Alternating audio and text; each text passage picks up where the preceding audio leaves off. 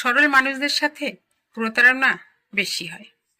আপনি সাহায্য করবেন, কিন্তু সীমা রাখবেন। আপনি বিশ্বাস করবেন, কিন্তু বিবেক বন্ধ করবেন না। কারণ প্রতিবার চুপ থাকা সবর নয়, কিছু কিছু সময় চুপ থাকা নিজের প্রতি জুলুম করা।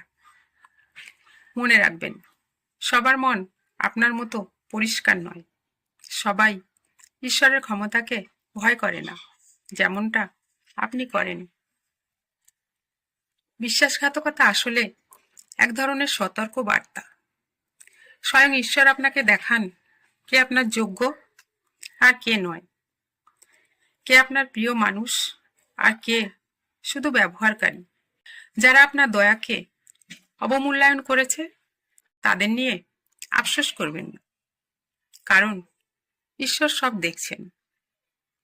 আপনি যা দিয়েছেন, টাকা হোক, সময় হোক, স্নেহ হোক, কিছুই হারিয়ে যায়নি। সব জমা আছে ঈশ্বরের কাছে। আর যারা কষ্ট দিয়েছে তাদের হিসাব আপনার হাতে নেই, তাদের হিসাব ঈশ্বর নিজেই নেবেন। আপনি শুধু এইটুকু মনে রাখবেন, ভালো থাকুন কিন্তু শক্ত থাকুন, দাতা হন কিন্তু সচেতন হন, ধার্মিক হন কিন্তু আত্মসম্মান বিসর্জন দেবেন না। কারণ আল্লাহ সেই মানুষদের ভালোবাসেন যারা আঘাত পেয়েও পাপী হয় না, বিশ্বাসঘাতকতা দেখেও অন্যায় করে না।